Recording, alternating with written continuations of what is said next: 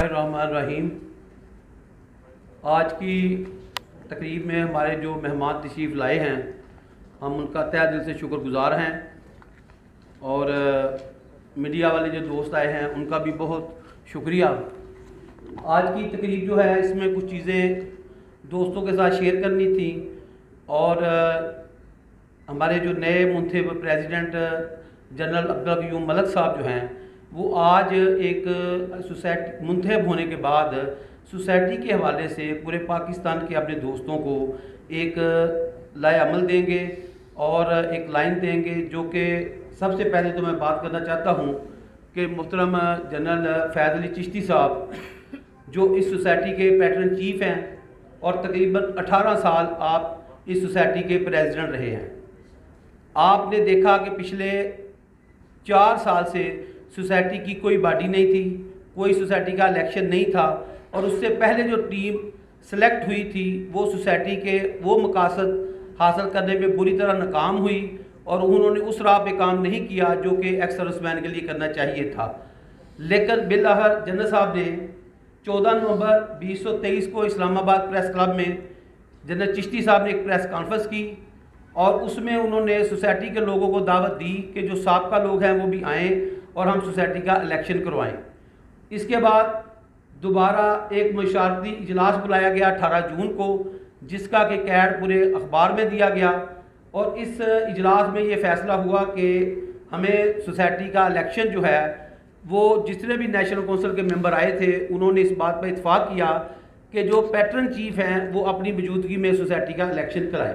तो इसके बाद फिर एक और मुशावरती इजलास बुलाया गया 5 जुलाई को और 5 जुलाई को ये फैसला हुआ कि कौमी कौंसिल का इजलास 15 जुलाई को बुलाया जाएगा, जिसमें कि इलेक्शन करवाया जाएगा। तो कौमी कौंसिल के पाकिस्तान भर के जो तमाम मेंबरान थे उन्होंने मुतफ़िका तौर पर लेफ्टिनेंट जनरल अब्दुल क़य्यूम मलिक साहब को सोसाइटी का प्रेसिडेंट मुंतखब किया। इससे पहले जनरल फैज़ अली चिश्ती साहब ने जो पैटर्न चीफ हैं जनरल अब्दुल क़य्यूम मलिक साहब से गुजारिश की कि वो आएँ और सोसाइटी की बागडोर संभाले और इस वक्त सोसाइटी का ढांचा नहीं है। जनरल अब्दुल क़य्यूम मलिक साहब ने इस बात पर इत्फाक किया कि हमें अपने रिटायर फौजियों के लिए काम करना चाहिए, उनकी वेलफेयर के लिए काम करना चाहिए। तो आज अल्लाह ताला के फजल व करम से हम इस पोजीशन में पहुंच चुके हैं कि जनरल चिश्ती साहब की ज़ेर सरपरस्ती हमने सोसाइटी के इलेक्शन करवाए और पाकिस्तान की नेशनल कौंसिल ने जनाब मोहतरम अब्दुल क़य्यूम मलिक साहब को सोसाइटी का प्रेसिडेंट मुंतखब किया। बिस्मिल्लाहिर्रहमानिर्रहीम। अज़ीज़ अवान साहब ने बड़ी दिल खोल के बात की है और मैं यही कहना चाहता हूँ कि ये हमारे ईमान का हिस्सा है कि ये मुल्क जो हमने अल्लाह के नाम पे हासिल किया है इसमें कौम की उमंगें और दुआएं तो शामिल हैं हर लिहाज से, और कौम की खोख से जन्म लेने वाली हमारी जो फ़ौज है वो इसका मेन स्टे रहा है।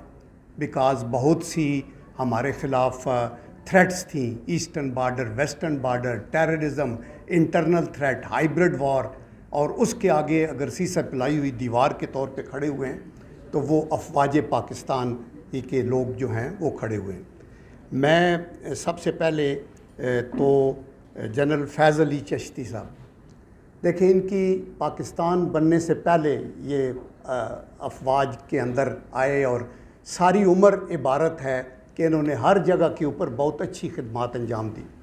लेकिन उससे भी बढ़ के जब ये रिटायर हुए हैं तो इन्होंने एक रियाजत और बंदगी समझ के ये एक्स सर्विसमैनों की क़यादत करनी शुरू की।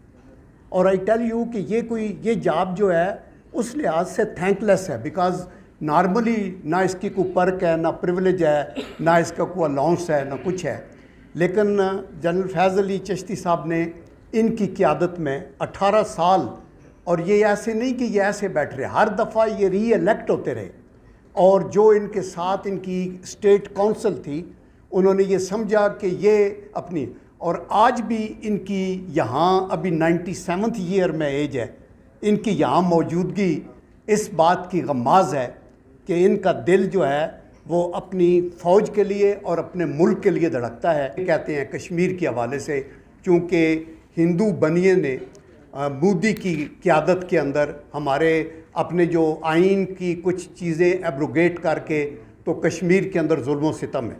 फिर हम एक यौम शोदा की भी बात करेंगे किधर है, और हम 9 मई की भी बात करेंगे। लेकिन उससे पहले चंद चीज़ें मैं ये कहना चाहता हूँ जो मैं आज बैठ के ऐसे लिख रहा था।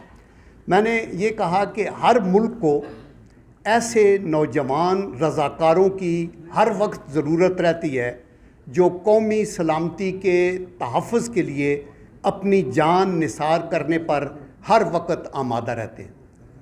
ये हर मुल्क की है।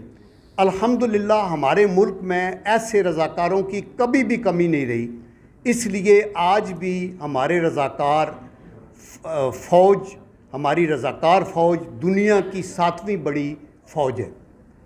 तीसरा ये कि पेशा सिपाहगरी के लिए पाकिस्तान के मौजूद तरीन आला नौजवानों को राग़ब करने के लिए ये इंतहाई ज़रूरी है कि ना सिर्फ दौरान सर्विस उनका ख्याल रखा जाए कि बल्कि बाद अज़ रिटायरमेंट भी उनकी जायज़ ज़रूरियात को पूरा किया जाए। और दैट इज़ वाई आपकी पैस कि ये जो है Pakistan ex service person society बनी।